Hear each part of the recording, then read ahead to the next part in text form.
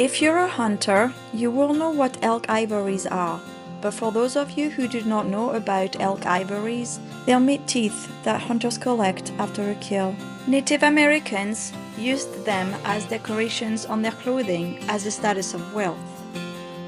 Elk ivories were so popular in the Native American culture that their value became equivalent to guns and horses. These are elk ivories given to us by a friend, asking to have them turned into earrings. He hunted the elk and harvested the ivories himself. Okay, so here is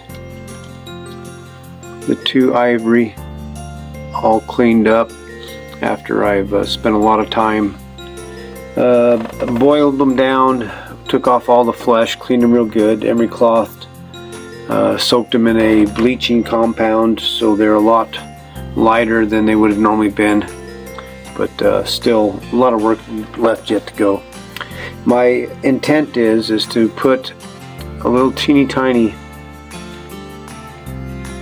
divot right here on this one and also right here on that one, and then I'll make a jewel, a faceted gemstone to set inside of each one of these elk ivory, and afterwards I'll drill a hole right here in the center on both of them, and I'll use something like let's see here, here's a good one. I'll use something like this mount for an earring. It's a sterling silver earring, and I'll use that to clasp it here, and then just put a regular stopper on the end of the earring. I think it'll work nice. I think they'll come out really great. I'm excited to get started on that. They're polished fairly nicely on this side. These are all, I'd say, pretty good. They're a little darker on the other side. This material is just common in ivories. It was real difficult to get out of there, but they did polish up real nice. I think a bright, shiny piece of topaz will accent that very well, and I'm excited to get that. Excited to get it finished and get it over to my friend. I think he'll enjoy them.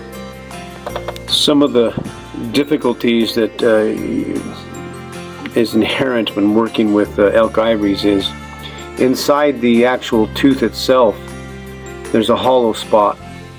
So this is a root that runs all the way into the tooth, and all this is hollow inside this area right here.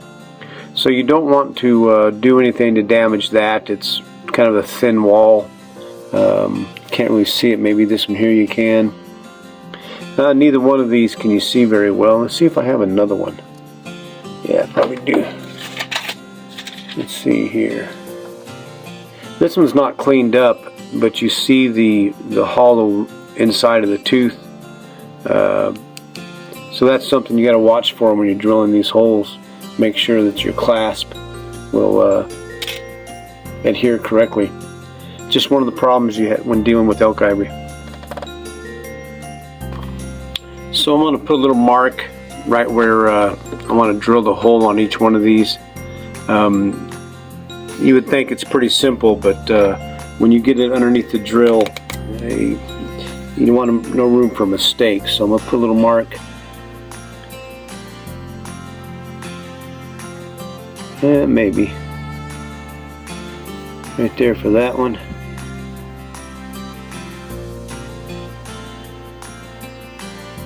Right there for that one. These will be left and right individual. You won't really want to wear it on either ear. There'll be one side for the left and one side for the right when I'm finished. When I finally get the stone to set in, I'm going to want it to be just below this ridge. I want this ridge to still be here, and I want it to set just below the ridge. I want that ridge to still be on there to kind of accent and see a good rim around this faceted gemstone. That's my intent. We'll see how good of a job I do when I get it finished. So I'm going to start out real slow. I have to change the entire chuck on this.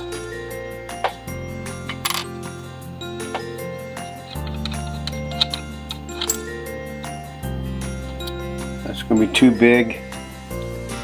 I have to go to a lot smaller size. That's the size the hole will be.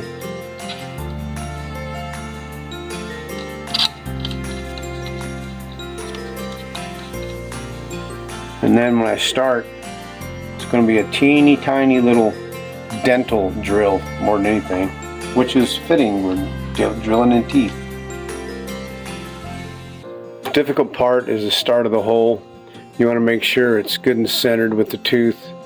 You don't want it too low, too high. I still want to keep this ridge right here. I think that'll add character. So I'm really going to start widening out this hole, deepening the hole, and when I get finished with this hole, that's what's going to determine the size of my gemstone. So I'm going to continue cutting this out just like a cavity, cutting this out until I can get to the right size. And then once I finish making the gemstone, I'll finish the setting hole on the tooth itself.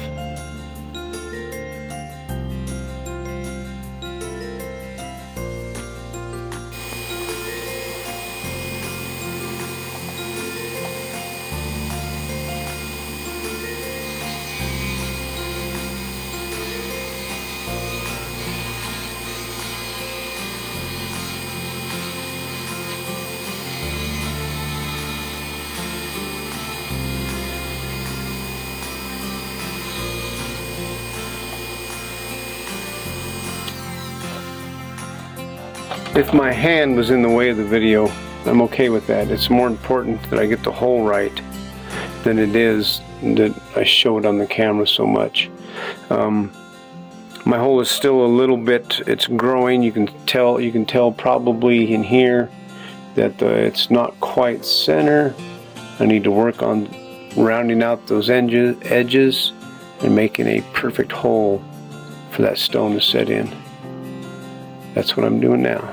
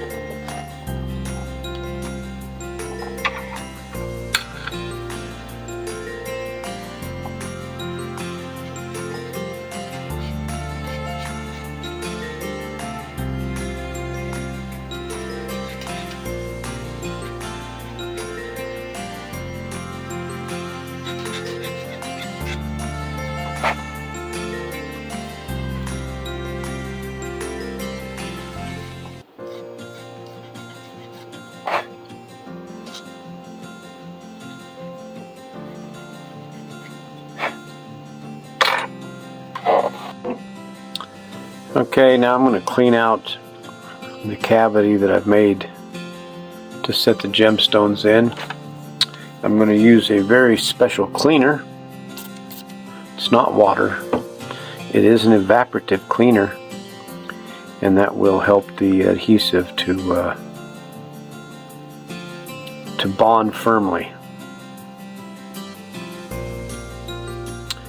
These are ready to go. And now I have made the stones. They came out very well. I chose cubic zirconia. I chose cubic zirconia because of its bright white. After I looked at the color contrast with the topaz, I decided to go with cubic zirconia on this. I think you'll be pleased. And basically all I'm doing there is taking off any of the oils or residue that's still on those items. that'll bond real nicely. Now I'm going to give it some time to dry out completely before I even attempt to move on from there. I don't want absolutely no moisture in those whatsoever. As I look at this, I can still see it's still drying. So we will wait about 30 minutes and then continue the next step.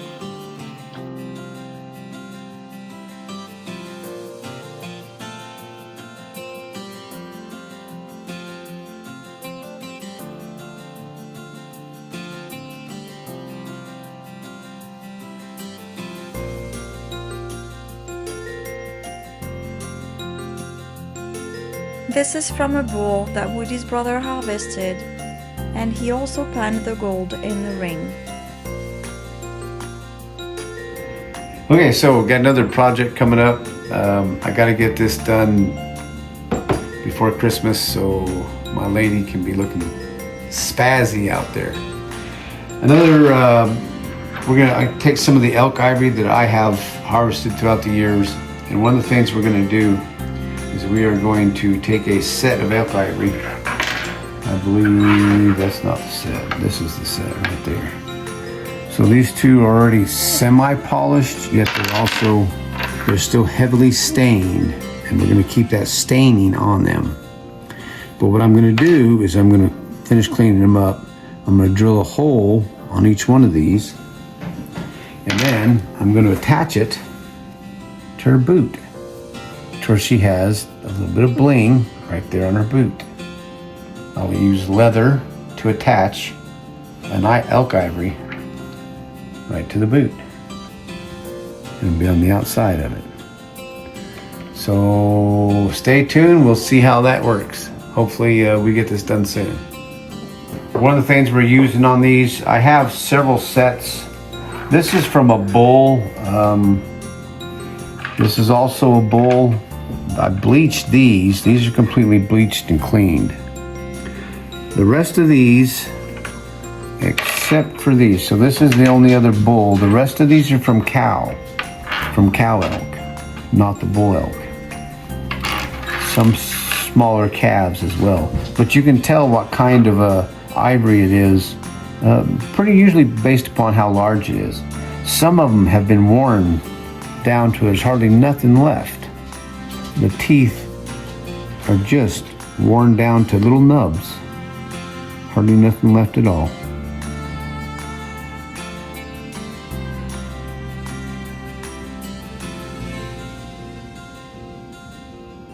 A lot of differences in elk ivory. Woody started working on this project by cutting 2 leather straps from a hide that he had. He then drilled a hole in each of the ivories that I chose and attached them to my boots. And voila! While this little project is done, he's already thinking how to embellish my boots even more. I love my boots' new look. This little addition makes it so that these boots are tailored to me. I have seen a couple of other women wearing the same boots, but now my boots are different and I love that. I cannot wait for Woody to add more to them.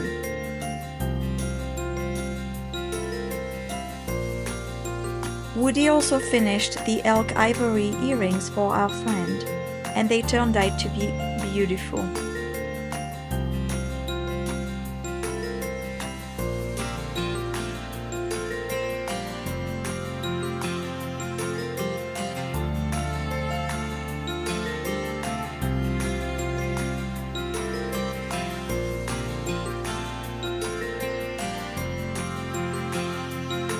Until next time, thanks for watching.